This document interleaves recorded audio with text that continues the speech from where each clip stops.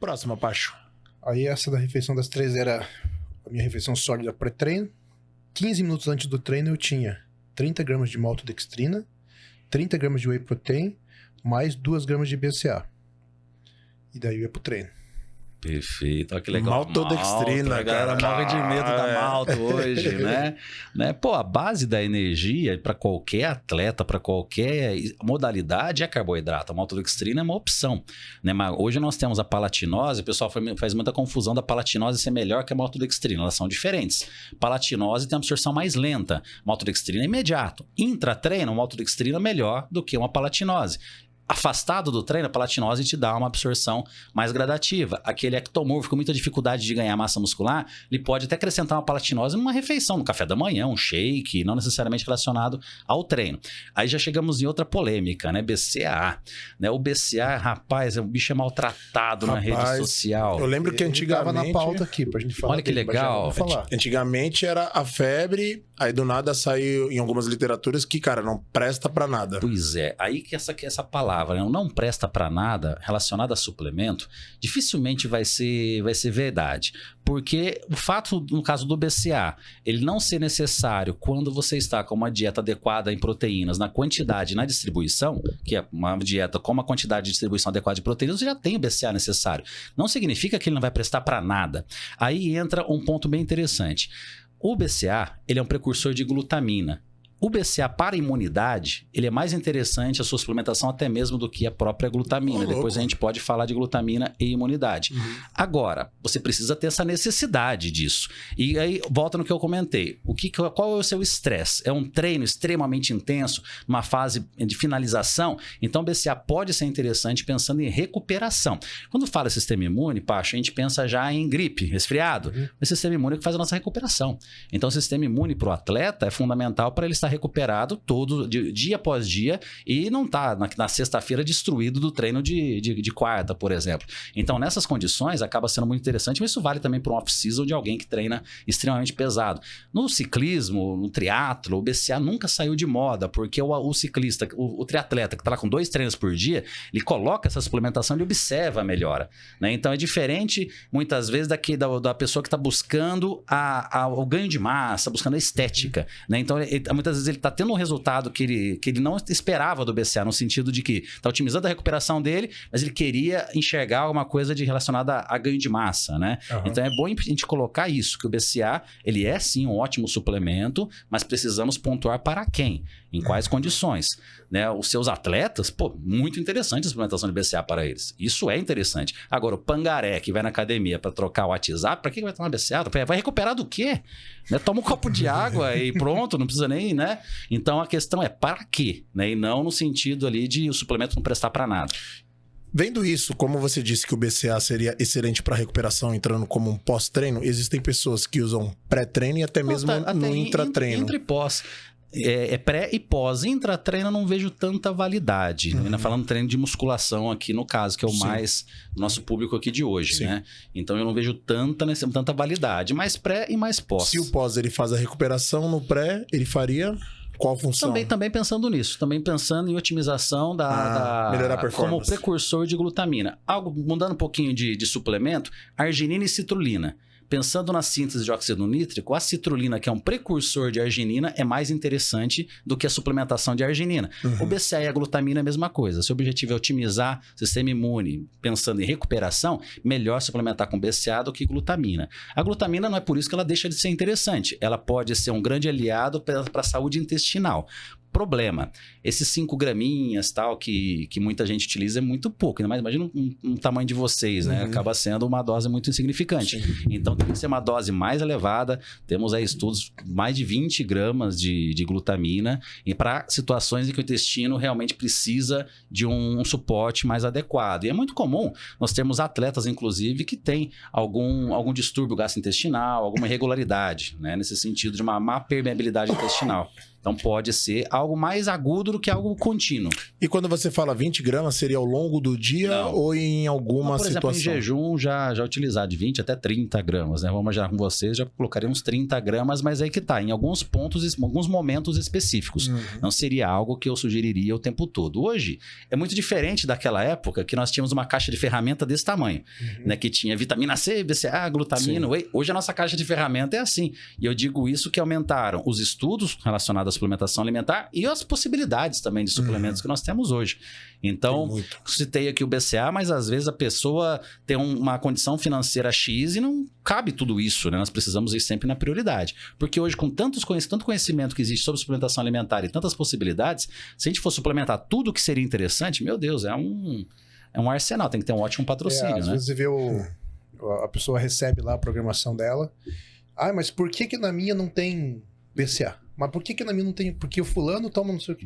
Aí a pessoa espera que na dela tenha tudo que é possível, né? E dinheiro para tanta coisa também, né? Porque a base da suplementação alimentar é a qualidade, né? Também não adianta tomar um monte de coisa e no fundo não ter nada lá dentro, né? Ficar buscando mais barato e tomar produtos adulterados ou de baixa qualidade. Eu até tinha colocado na pauta aqui pra gente falar da glutamina, então já que a gente falou dela, eu vou... Devia estar no pós-treino aí a glutamina, não tá não? Acho que tem glutamina sim. Deve estar no pós-treino. Mas também hoje tem muita gente que fala que a glutamina não presta e tal.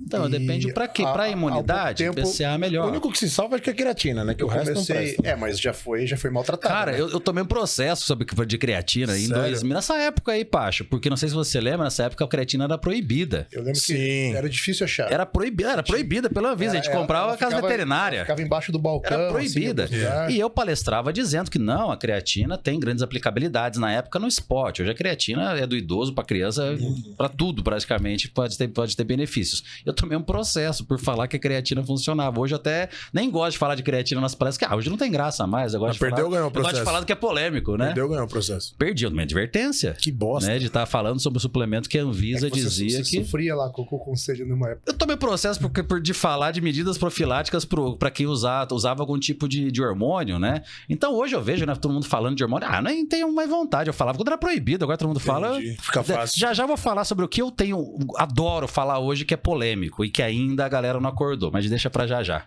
Bom, sobre a glutamina, eu tava vendo sobre exatamente a questão intestinal. Sim. Mas 5 graminhos não vai funcionar. Eu tenho feito... isso é bem recente, deve ter 2 semanas que eu pedi lá na probiótica um carregamento maior de glutamina para fazer isso. Estou usando... o seu pós-operatório, essas situações... por dia. Igual, pós-operatório. 20 de manhã, 20 à tarde e 20 à noite. Imagina só, um pós-operatório, além da anestesia, além antibióticos, analgésicos fortíssimos, oxicodona, etc. Então afeta demais a saúde intestinal. Nesse momento, sem dúvida, essa paulada de glutamina seria muito interessante. Muito zoado na parte digestiva ali por causa dos remédios. Claro, destrói. Eu já tenho que fazer uso contínuo de esomeprazol.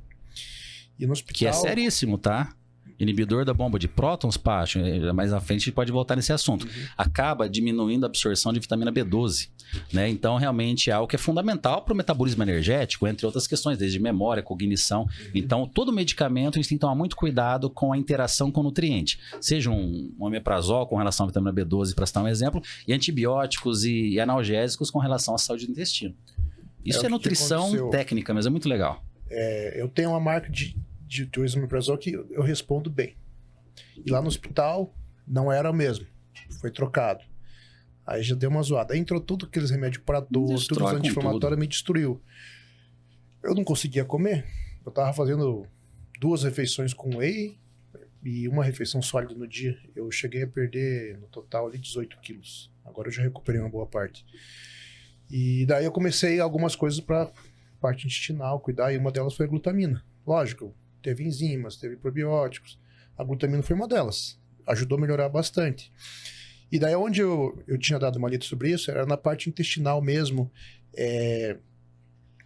As rugosidades do intestino, que ela ajudaria nessa parte. Eu queria que você falasse o que a gente chama de leak gut, né? O intestino permeável, né? Então, quando o intestino está mais debilitado, nós vamos tendo mais alguns espaços que permitem a passagem de toxinas, né, para a corrente sanguínea. E isso acaba detonando nossa saúde como um todo. Então, a glutamina ajuda nessa situação, chamada intestino gotejante ou leak gut.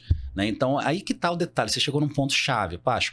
Então, o fato da glutamina não ser interessante para a imunidade, existirem outros suplementos, até o BCA é um deles, não deixa ela se tornando algo assim inútil. Pelo contrário, olha a grande utilidade que você teve nesse momento.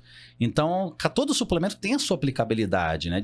Não consigo nem lembrar algum que fala, isso aqui não presta para nada, né? A questão é para quem, em qual momento. O colágeno é muito falado que... Exato, para quem tem 25 anos não vai funcionar. Mas agora, olha que interessante.